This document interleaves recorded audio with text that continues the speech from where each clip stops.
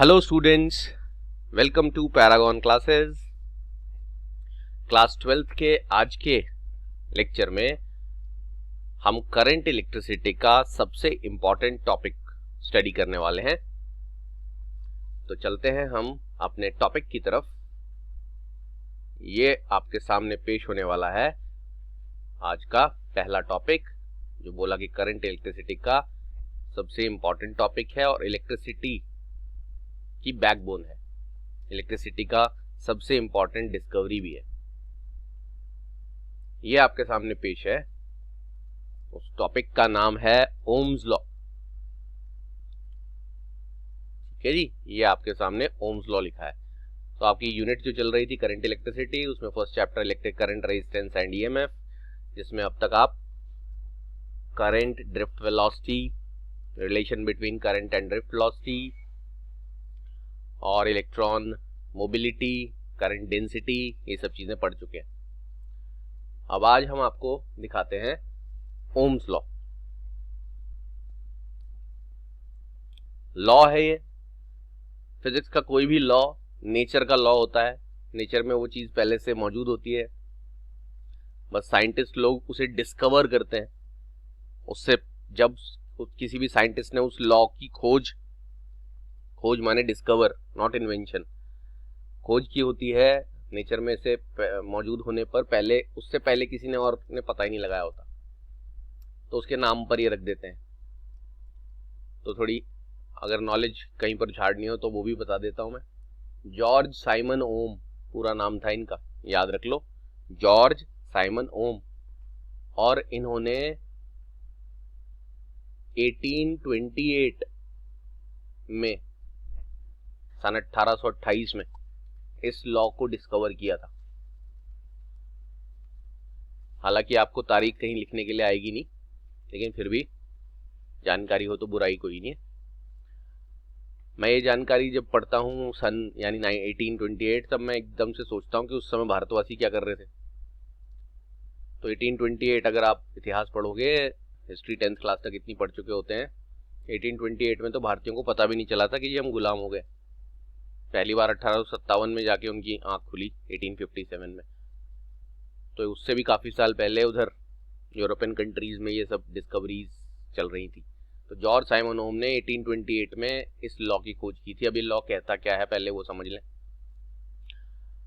Law कहता है, it states that, ये लॉ कहता है द फिजिकल कंडीशंस, और ब्रैकेट में लिखा है temperature, mechanical strain etcetera, remaining unchanged, comma आगे लिखा है the current flowing through a conductor is always directly proportional to the potential difference across its two ends। तो इस पूरी एक ही स्टेटमेंट है, एक ही लाइन है, वो ये कहती है कि अगर आपके पास ऐसा एक मेटालिक कंडक्टर है, कोई भी मेटालिक कंडक्टर है, कंडक्टर मतलब मेटालिक कंडक्टर एक ही बात है, और उसकी फिजिकल कंडीशंस यानी उसका टेम्परेचर, प्रेशर, यानी उसको गर्म ना किया जाए या उसको खींचा वींचा ना जाए, तो ये उसकी फिजिकल कंडीशंस होती है। मैकेनिकल स्ट्रेन मतलब उसके ऊपर कोई दबाव ना पड़ रहा हो बाहर से, रिमेनिंग अनचेंज्ड। तो फिजिकल कंडीशंस अगर उसकी चेंज ना हो तो the current flowing through a conductor is always directly proportional to the potential difference across its two ends। अब जरा गौर से अगर देखें तो ये A और ये B,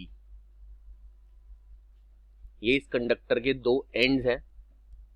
और जो कहानी अब आपको सुनाई जाएगी वो बहुत बार सुनाई जा चुकी है, लेकिन मजबूरी है, ये लॉ भी उसी कहानी पर बेस्ड है। कहानी क्या थी कि अगर आप किसी मेटालिक कंडक्टर को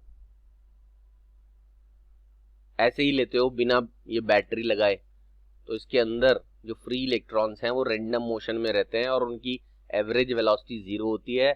वो एक पर्टिकुलर डायरेक्शन में मूव नहीं कर रहे होते, जिसकी वजह से इस कंडक्टर में कोई करंट फ्लो नहीं कर रहा होता।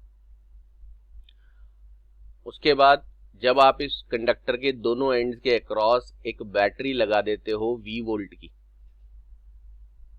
लगा देते हो बैटरी। बैटरी लगाने पर जितना बैटरी का वोल्टेज होता है उतना इन दोनों एंड्स के अक्रॉस पोटेंशियल डिफरेंस क्रिएट हो जाता है। ये बात बता दी थी पहले ही बच्चों को ड्रिफ्ट वेलोसिटी वाले में। और जितने वोल्ट की आपने बैटरी लगाई है उतना पोटेंशियल डिफरेंस इन दोनों एंड्स के अक्रॉस क्रिएट हो गया है। ये positive terminal of the battery इधर लगता है, negative terminal of the battery इधर लगता है, और दोनों एंड्स के बीच में पोटेंशियल डिफरेंस क्रिएट होने की वजह से उस कंडक्टर के अंदर इलेक्ट्रिक फील्ड डेवलप हो गई थी। ये कंडक्टर की लेंथ है L। इलेक्ट्रिक फील्ड डेवलप हो गई थी कितनी, ये भी बहुत बार पढ़ाया जा चुका है।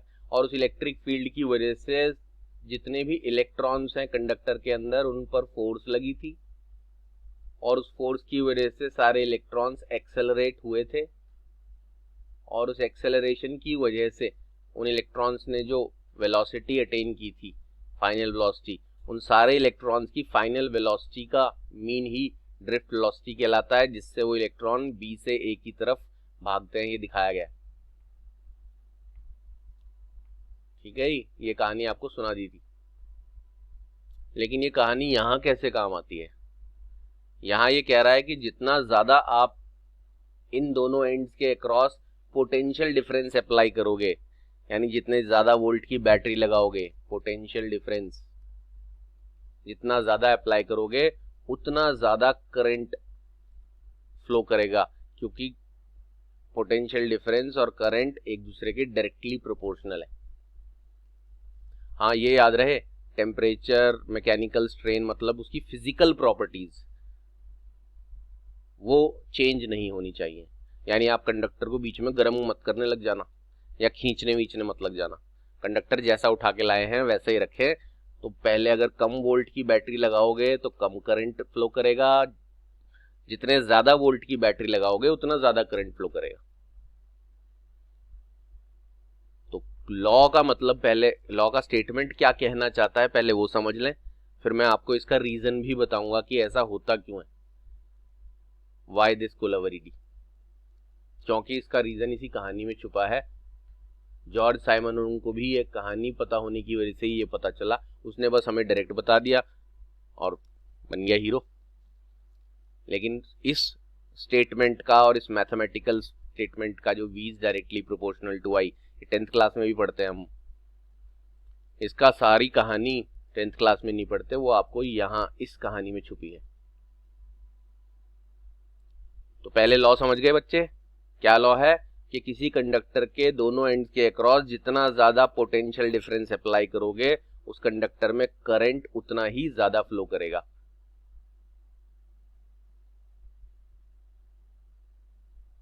या आसान भाषा में कहें कि जितने ज्यादा वोल्ट की बैटरी लगाओगे उतना ज्यादा करंट आएगा।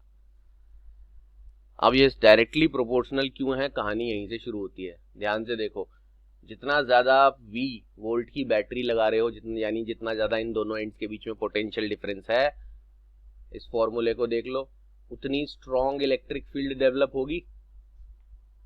इतना सिंपल मैथ्स 10वीं तक पढ़ा देते हैं कि V की वैल्यू जितना, कंडक्टर की लेंथ तो फिक्स है, V की वैल्यू जितनी ज्यादा लगाओगे आप, पोटेंशियल डिफरेंस यानी बैटरी की वोल्टेज, उतनी ज्यादा इलेक्ट्रिक फील्ड होगी।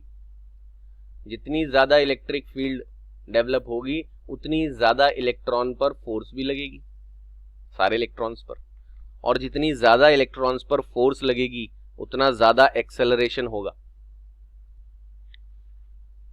तो पहली पार्ट समझ लो, जितना V ज्यादा उतना इलेक्ट्रिक फील्ड ज्यादा, इलेक्ट्रिक फील्ड ज्यादा जितना उतना फोर्स ज्यादा, जितना फोर्स ज्यादा उतना एक्सेलरेशन ज्यादा, और एक्सेलरेशन हो जाने के बाद जो फाइनल वेलोसिटी निकलती है वो ये निकलती है, V is equal to U plus AT। First electron की V1, V2, V3 ऐसे, और फिर उन सब वेलोसिटीज का मीन निकलता है तो ड्रिफ्ट वेलोसिटी निकलती है। यानी जितना ज्यादा एक्सेलरेशन होगा इलेक्ट्रॉन की फाइनल वेलोसिटी उतनी ज्यादा होगी, जिसे हम एवरेज निकाल के ड्रिफ्ट वेलोसिटी कह देते हैं। तो हम ये भी कह सकते हैं कि एक्सेलरेशन जितना ज्यादा होगा ड्रिफ्ट वेलोसिटी भी इलेक्ट्रॉन्स की कंडक्टर के अंदर उतनी ज्यादा होगी, और जितनी ज्यादा वेलोसिटी से इलेक्ट्रॉन एक एंड से दूसरे एंड जाएंगे टाइम उतना कम लगेगा उनको एक एंड से दूसरे एंड तक जाने में।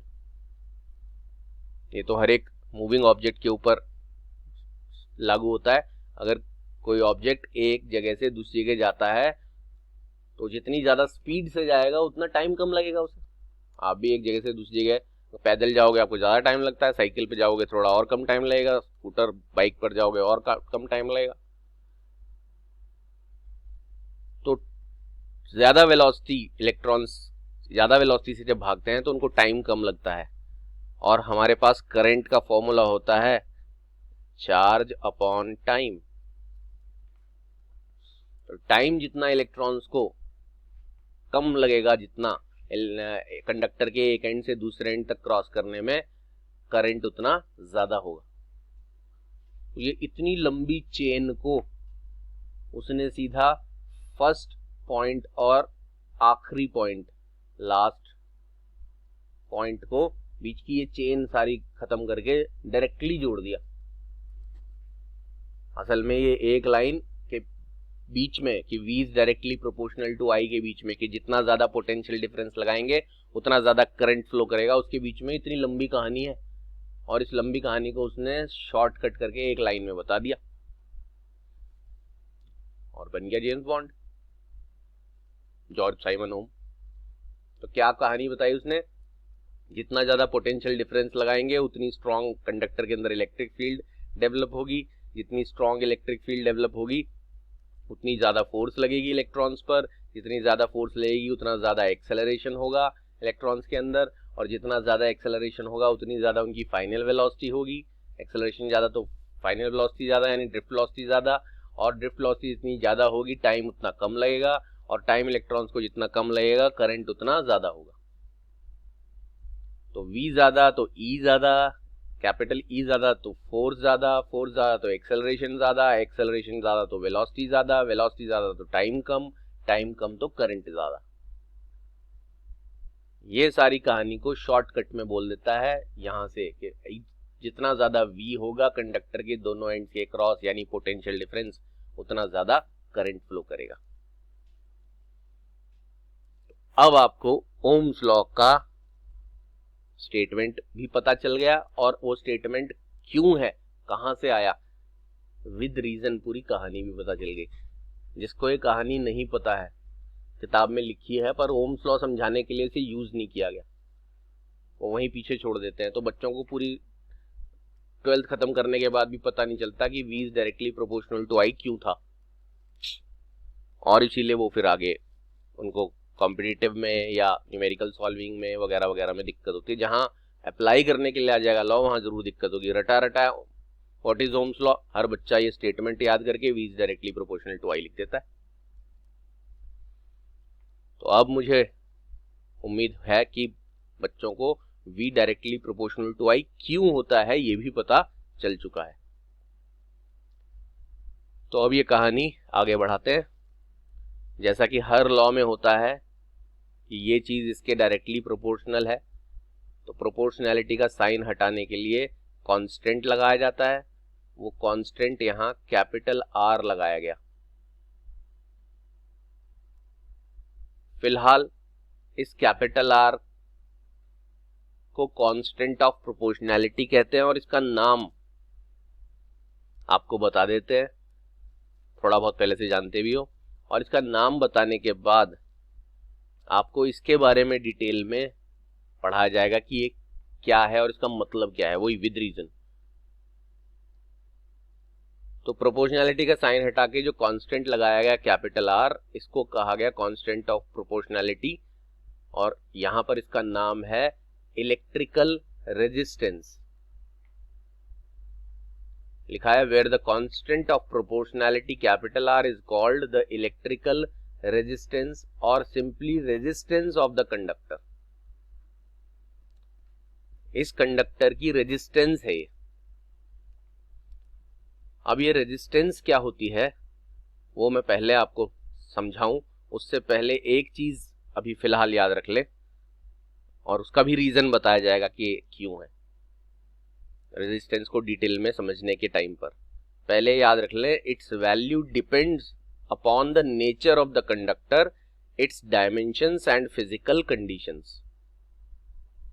ये जो R जिसे हम कंडक्टर का रेजिस्टेंस कह रहे हैं, इसकी वैल्यू 4 चीजों पर डिपेंड करती है।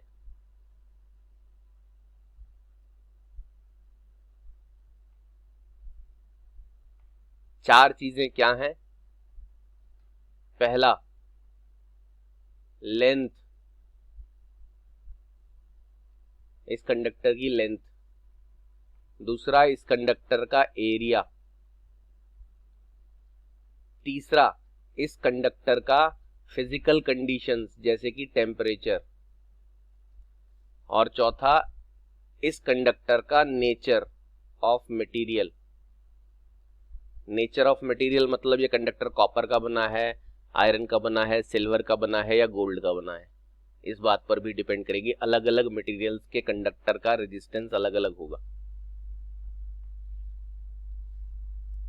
तो आपको ये पॉइंट पहले इधर साइड में मैंने बता दिया, जिससे कि रेजिस्टेंस को डिटेल में समझने में आसानी रहे।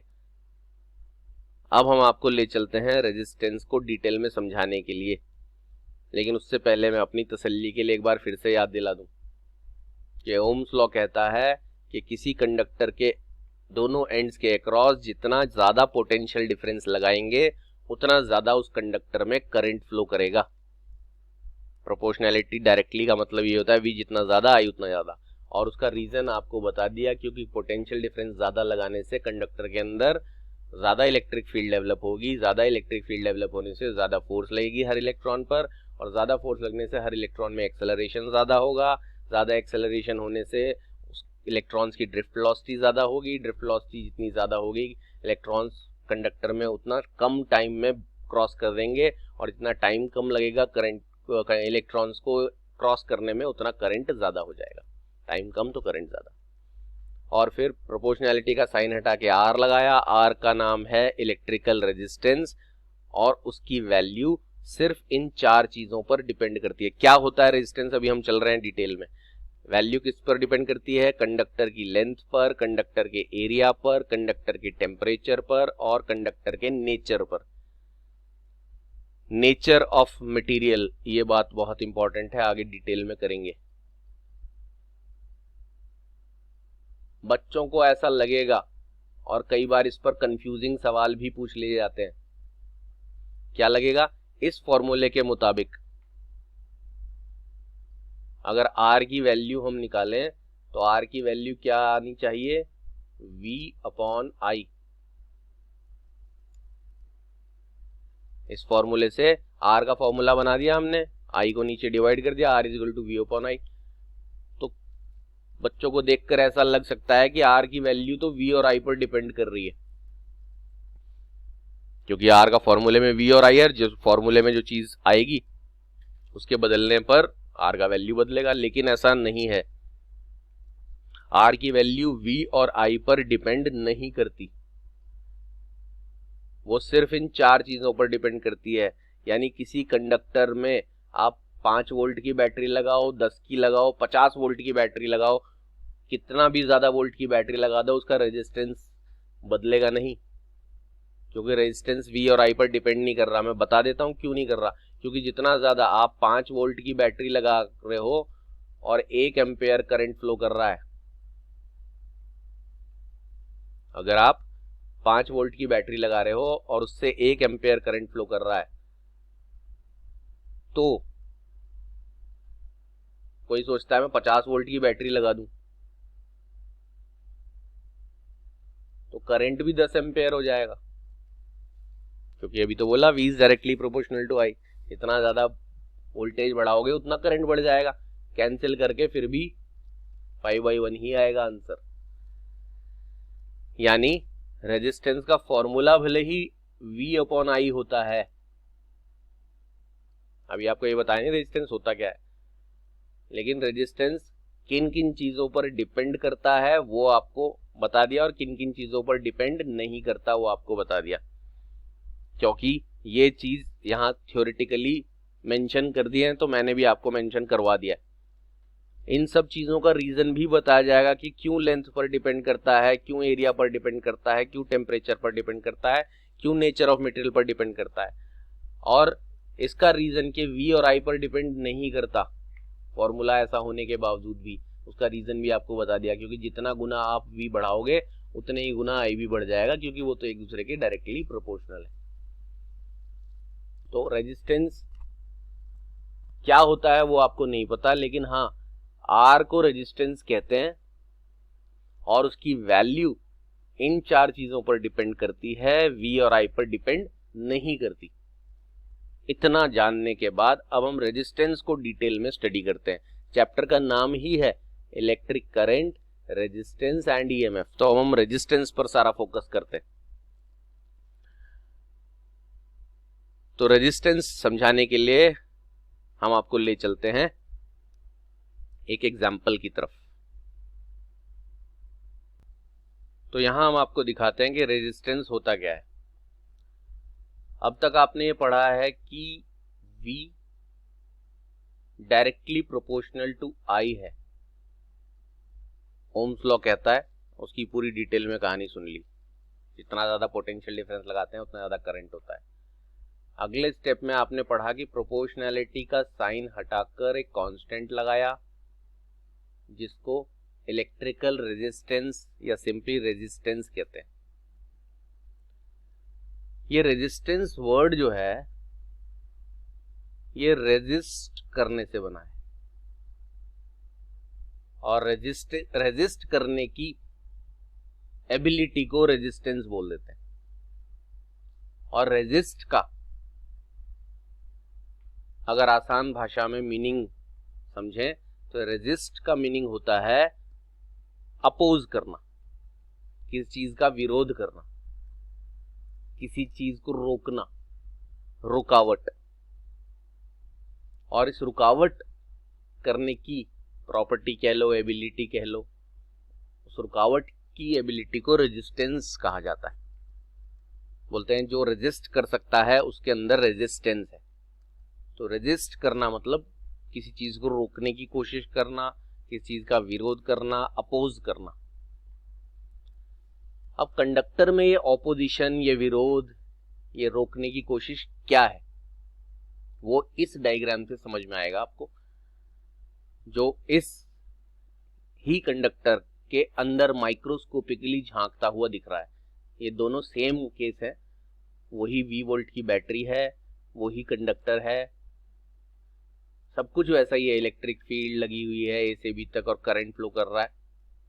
लेकिन यहां पर आपको ऐसी सिंबॉलिकली दिखा दिया है, एक इलेक्ट्रॉन VD वेलोसिटी से यानी B से A तक भाग रहे हैं इलेक्ट्रॉन, तो करंट A से B तक जा रहा है।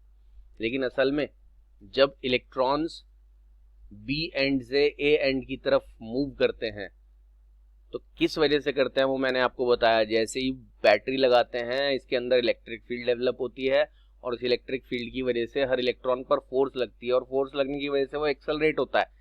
लेकिन एक्सेलरेट होके जैसे ही वो भागता है, मान लीजिए वो इलेक्ट्रॉन ऐसे भागा, यहाँ उसकी टक्कर लग जाती है सामने से आने वाले पॉजिटिव आयन, और टक्कर लग के वो डिस्ट्रैक्ट होता है, फिर टक्कर लगती है, फिर टक्कर लगती है, फिर टक्कर लगती है। यानी इलेक्ट्रॉन B से A तक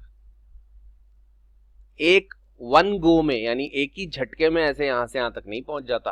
वो इलेक्ट्रॉन B से A तक पहुंचने में बीच में बार बार ये टक्करें खाता है, और ये ऐसे जिगजैग पाथ, ये सब इसलिए है कि टक्करें लग लग के कभी इधर कभी उधर कभी उधर कभी उधर, और हर बार टक्कर लगने पर वो रुकता है लेकिन फिर बढ़ता है, फिर रुकता है, फिर बढ़ता है, और हार नहीं मानता।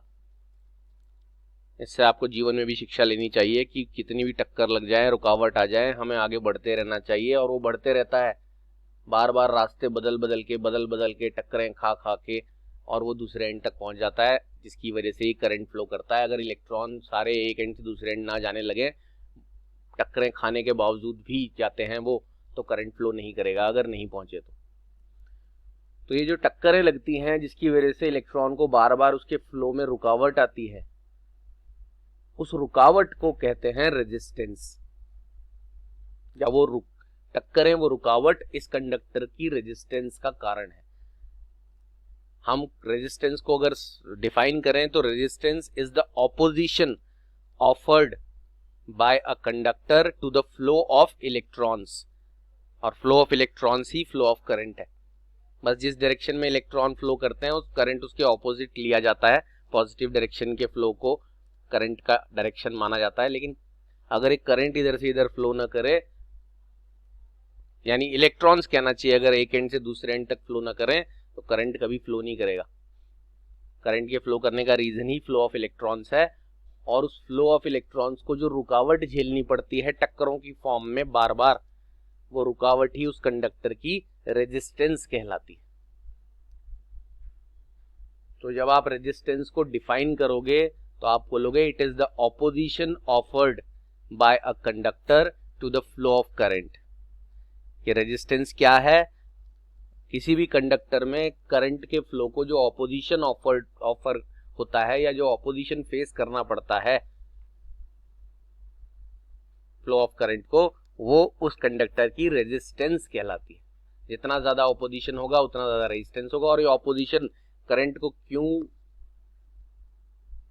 झेलना पड़ता है? क्योंकि करंट के फ्लो का कारण है इलेक्ट्रॉन्स का फ्लो, और उन इलेक्ट्रॉन्स की बार बार टक्करें लगने की वजह से वो एक एंड से दूसरे एंड रुकावट झेल झेल कर पहुंचते हैं। और जितनी ज्यादा टक्करें लगेंगी उतना ज्यादा रेजिस्टेंस होगा, उतना ज्यादा रुक रुक के वो इलेक्ट्रॉन्स एक एंड से दूसरे एंड पहुंचेंगे, उतना रुकावट से करंट फ्लो करेगा। जिस रेट से इलेक्ट्रॉन बी से ए तक जा रहे हैं उसी रेट से करंट ए से बी तक फ्लो कर रहा है। तो रेजिस्टेंस क्या है? It is the opposition offered by the conductor to the flow of current. और इसीलिए ये रेजिस्टेंस, मैंने क्या बोला था, 4 चीजों पर डिपेंड करता है, जिसमें से एक छोटा सा एग्जांपल अभी मैं आपको बता देता हूं, बाकी डिटेल में बात करेंगे इन सारे टॉपिक्स पर। कि मैंने क्या बोला था, लेंथ पर डिपेंड करता है। ये जितना ज्यादा इसकी लेंथ होगी, जितना ज्यादा लंबा होगा, उतना इलेक्ट्रॉन को एक एंड से दूसरे एंड जाने में टक्करें ज्यादा झेलनी पड़ेंगी, और टक्करें जितनी ज्यादा होंगी रेजिस्टेंस उतना ज्यादा, उतनी देर में पहुंचेंगे। एरिया ऑफ क्रॉस सेक्शन जितना ज्यादा होगा, यानी ये कंडक्टर जितना ज्यादा ऐसे वाइड होगा, उतना इलेक्ट्रॉन्स को मूवमेंट इजी रहेगा, उतनी उनकी टक्करें कम लगेंगी। जैसे कि अगर आप एक पतली सड़क पर ट्रैफिक है तो वहां पर एक्सीडेंट होने का चांस ज्यादा रहता है। जितनी सड़क वाइड होती जाती है, चौड़ी होती जाती है, उतना टक्कर का खतरा भी खत्म हो जाता है। तो इसलिए एरिया इस तरह से किन किन चीजों पर डिपेंड करता है, वो सारी चीजें आपको बाद में बताई जाएंगी बहुत डिटेल में। फिलहाल हम डिपेंडेंसी की बात न करते हुए रेजिस्टेंस का मीनिंग समझने पर जोर देते हैं और उसके यूनिट वगैरह की बात कर लेते हैं। तो रेजिस्टेंस का मीनिंग है ऑपोजिशन ऑफर्ड या ऑपोजिशन फेस्ड बाय करंट या opposition offered by conductor to the flow of current. और अभी मैंने जैसा कि बताया, रेजिस्टेंस का फॉर्मूला भले ही V अपॉन I है, लेकिन वो V और I पर डिपेंड नहीं करता। आपने ऐसा भी सुना होगा या महसूस किया होगा कि किसी कंडक्टर में करंट फ्लो करा दो, थोड़ी देर बाद वो कंडक्टर गर्म हो जाता है। क्यों गर्म हो जाता है? क्योंकि करंट फ्लो करने के दौरान अंदर इलेक्ट्रॉन्स की आपस में टक्कर लगती है, और जब भी दो ऑब्जेक्ट्स की आपस में टक्कर लगती है तो उनकी काइनेटिक एनर्जी टक्कर के दौरान बदल जाती है, किसमें? हीट एनर्जी में। ये तो आप दो चीजों को टकरा के भी देख सकते हो। किसी को चाटा मार के देख लो, चाटा मारने से गाल और हाथ का टकराव होता है, और उस टक्कर से उसका गाल गर्म हो जाता है, हाथ भी गर्म हो जाता है। तो यहाँ इलेक्ट्रॉन्स की खूब सारी टक्कर हो रही हैं, वो टक्कर की वजह से उसे रुकावट तो झेलनी पड़ रही है फ्लो ऑफ करंट। यहाँ पर उतना ज्यादा करंट तेजी से फ्लो नहीं कर रहा जितना बिना टक्कर के जा सकता था, लेकिन इन टक्करों के दौरान जो काइनेटिक एनर्जी है वो हीट एनर्जी में कन्वर्ट हो रही है, जिसकी वजह से कंडक्टर थोड़ी देर बाद गर्म हो जाता है। अब रेजिस्टेंस का मीनिंग समझ में आ गया है। जहां पर भी वर्ड रेजिस्टेंस यूज किया जाएगा आप बोलोगे कि ये रेजिस्टेंस का मतलब है कंडक्टर में फ्लो करने वाले करंट को रुकावटें जो झेलनी पड़ती है, रुकावट जो झेलनी पड़ती है। और वो रुकावट इसलिए कि करंट के फ्लो का रीजन है इलेक्ट्रॉन्स का फ्लो, और इलेक्ट्रॉन एक बारी में फ्लो करके दूसरे एंड नहीं पहुंचते, बीच में बार बार टक्कर लगने की वजह से रुक रुक कर पहुंचते हैं, ये रुकावट ही रेजिस्टेंस है। दूसरी बात, रेजिस्टेंस वी और आई पर डिपेंड नहीं करती। मैंने अभी आपको थोड़ी देर पहले रीजन बताया, वी जितना बड़ा हो गया आई भी उतना बढ़ जाएगा। रेजिस्टेंस पर वी और आई का कोई फर्क नहीं पड़ता है। रेजिस्टेंस किन 4 चीजों पर डिपेंड करती है वो हम अभी डिटेल में पढ़ेंगे।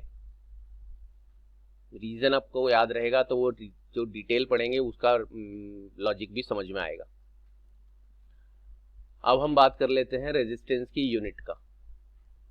जॉर्ज साइमन ओम के नाम पर रेजिस्टेंस का यूनिट जो है ये है सिंबल, और इसको कहते हैं ओम।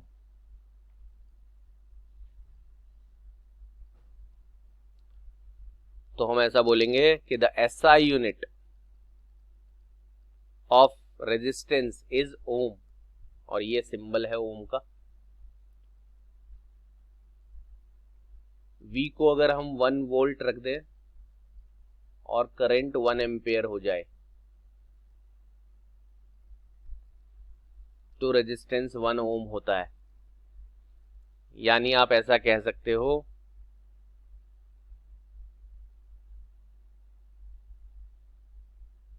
Resistance of a conductor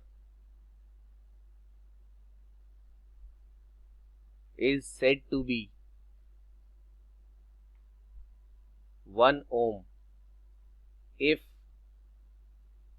on applying 1 volt potential difference across its ends, the current in conductor is 1 ampere। यानी कहना चाहता है कि उस कंडक्टर का रेजिस्टेंस 1 ओम होगा जिसके दोनों एंड्स के अक्रॉस 1 वोल्ट का पोटेंशियल डिफरेंस अप्लाई करने से उस कंडक्टर में 1 एम्पियर का करंट फ्लो कर जाएगा। तो ऐसा कंडक्टर का रेजिस्टेंस 1 ओम होगा। तो नीचे ये डेफिनेशन भी लिख दिया है मैंने रेजिस्टेंस का। तो अब आपको पता चल गया है क्या क्या रेजिस्टेंस का मीनिंग, रेजिस्ट वर्ड से बना हुआ रुकावट, और रेजिस्टेंस का फॉर्मूला भी, और रेजिस्टेंस का एसआई यूनिट भी। बस वो जो 4 चीजें मैंने बताई हैं उनके रीजंस के साथ हम आपको पढ़ाएंगे कि रेजिस्टेंस कंडक्टर की किन किन चीजों पर डिपेंड करती है और क्यों। क्या क्या बताई थी 4 चीजें? कंडक्टर की लेंथ, कंडक्टर का area of cross section, conductor का नेचर ऑफ मटेरियल, और कंडक्टर का क्या? टेम्परेचर। कंडक्टर कितना लंबा है इस पर डिपेंड करेगी। कंडक्टर का एरिया, यानी ये जो चीज आप देखते हो एरिया ऑफ क्रॉस सेक्शन, ये कितना है इस पर डिपेंड करेगी। कंडक्टर किस चीज का, किस मटेरियल का बना हुआ है, आयरन, कॉपर, सिल्वर, गोल्ड जो भी है उस पर डिपेंड करेगी। हर मटेरियल का रेजिस्टेंस अलग होता है। और कंडक्टर के टेम्परेचर पर भी डिपेंड करेगी रेजिस्टेंस, वी और आई पर डिपेंड नहीं करेगी। तो इन सारे कॉन्सेप्ट पर आगे जाने से पहले एक छोटी सी चीज आपको और दिखाते हैं। तो यह है आपके सामने रेजिस्टेंस के बारे में सारी ऑफिशियल जानकारी। रीजन अभी आपको मैंने एक्सप्लेन किया पिछले टॉपिक में। जो जो रीजंस आपको एक्सप्लेन किए हैं वो सब कुछ, उसका फाइनल रिजल्ट क्या आता है वो भी मैंने सब कुछ बता दिया था, बट वो हैंड रिटन था, ये कंप्यूटराइज्ड है, तो इसका भी थोड़ा सा मजा लेते हैं। रेजिस्टेंस ऑफ अ कंडक्टर क्या बताया था? Resistance of a conductor is the opposition offered by the conductor to the flow of current, to the current flowing through it. Mathematically resistance V upon I होता है, आपको बताया था V is equal to IR है।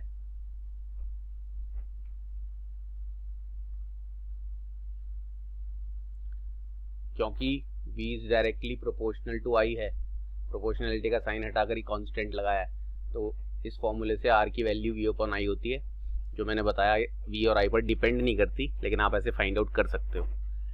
फिर आपको बता दिया था यूनिट ऑफ रेजिस्टेंस, ये जो रुकावट है, इस रुकावट का यूनिट जो है SI unit of resistance is ohm, George Simon Ohm के नाम पर, उसके ऑनर में। और इस फॉर्मूले के मुताबिक 1 ओम, अगर आप रेजिस्टेंस को 1 ओम लेते हो तो पोटेंशियल डिफरेंस आपको 1 वोल्ट लेना पड़ेगा और करंट 1 एम्पेयर लेना पड़ेगा। इसको 1 वोल्ट पर एम्पेयर भी बोल सकते हैं। और फिर आपको बताया था the resistance of a conductor is said to be 1 ohm if 1 ampere of current flows through it when a potential difference of 1 volt is applied across it। यानी किसी कंडक्टर का रेजिस्टेंस 1 ओम तब होगा जब उसमें 1 वोल्ट का पोटेंशियल डिफरेंस अप्लाई करने पर 1 एम्पेयर का करंट फ्लो कर जाए। और जो आखिरी बात देखनी है रेजिस्टेंस के बारे में, वो ये ग्राफ आप देख रहे हो। अगर V और I एक दूसरे के डायरेक्टली प्रोपोर्शनल होते हैं तो आप V और I के बीच में जो ग्राफ बनाएंगे वो ग्राफ हमेशा एक स्ट्रेट लाइन आएगा। जब भी दो ऐसी क्वांटिटीज एक दूसरे के साथ रिलेटेड होती हैं जो एक दूसरे के डायरेक्टली प्रोपोर्शनल हैं, तो उसका ग्राफ हमेशा एक स्ट्रेट लाइन आएगा। इसे VI ग्राफ बोलते हैं, VI graph. V for potential difference, I for current. तो ये ग्राफ आपको याद रखना है। जब भी ओम्स लॉ फॉलो करेगा कोई कंडक्टर, क्योंकि कुछ ऐसी कंडीशंस हैं जहां कंडक्टर ओम्स लॉ फॉलो नहीं करता, तो ये आपका कंडक्टर हो गया, इसके अक्रॉस आप लगाओगे पोटेंशियल डिफरेंस और इसमें फ्लो करेगा क्या, करंट। तो जितना ज़्यादा आप पोटेंशियल डिफरेंस अप्लाई करेंगे उतना ज़्यादा इसमें करंट फ्लो करेगा। और जब आप पोटेंशियल डिफरेंस की वैल्यूज़ को प्लॉट करके उसकी वजह से कितना करंट फ्लो कर रहा है वो फाइंड आउट करोगे, तो आपको उस कंडक्टर के ग्राफ, कंडक्टर में फ्लो करने वाले वोल्टेज और करंट के बीच का जो ग्राफ मिलेगा वो हमेशा एक स्ट्रेट लाइन आएगा। तो ये भी आपको एक स्मॉल पॉइंट के तौर पे याद रखना है। तो आज आपने रेजिस्टेंस तक पढ़ लिया है ओम्स लॉ में। अगली क्लास में आपको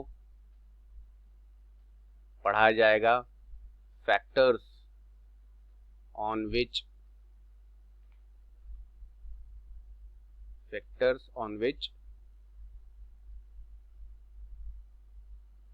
रेजिस्टेंस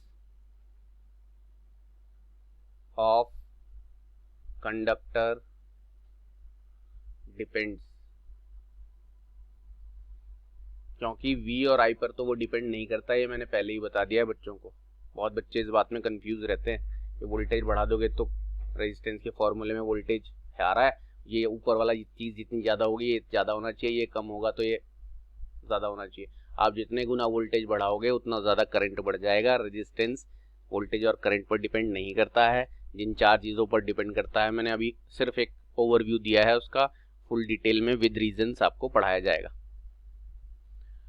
तो आज आपने सीखा क्या क्या? आपने सीख लिया ओम्स लॉ, उसका रीज़न, उसका मैथमेटिकल फॉर्मूला। उस ओम्स लॉ में एक नई टर्म आपने पढ़ी, पोटेंशियल डिफरेंस आप पढ़ चुके हो पिछली यूनिट में, करंट आप पढ़ चुके हो इस यूनिट में। नया टर्म क्या पढ़ा?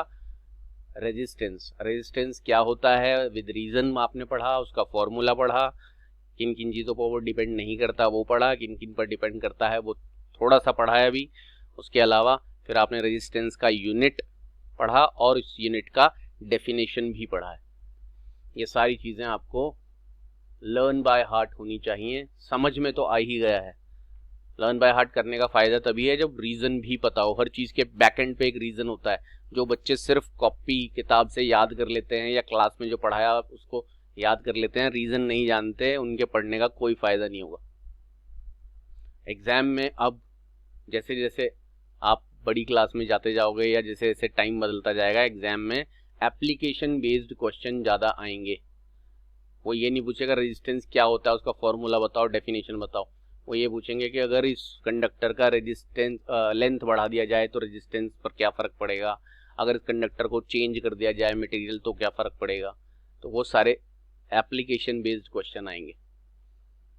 तो नेक्स्ट क्लास में हम और नए रीजंस और एप्लीकेशन बेस्ड क्वेश्चंस और नए टॉपिक्स पढ़ेंगे और रेजिस्टेंस के जो फैक्टर्स अफेक्टिंग है उसको फिनिश कर लेंगे। इस चैप्टर का नाम है electric current, resistance and EMF. तो आपको इलेक्ट्रिक करंट पढ़ा दिया, रेजिस्टेंस पढ़ा दिया, कल उसके फैक्टर्स अफेक्टिंग से रेजिस्टेंस खत्म हो जाएगा और फिर हम ईएमएफ पर आ जाएंगे और ये चैप्टर फिनिश हो जाएगा। तो मिलते हैं अब अगली क्लास में, तब तक के लिए good bye and take care.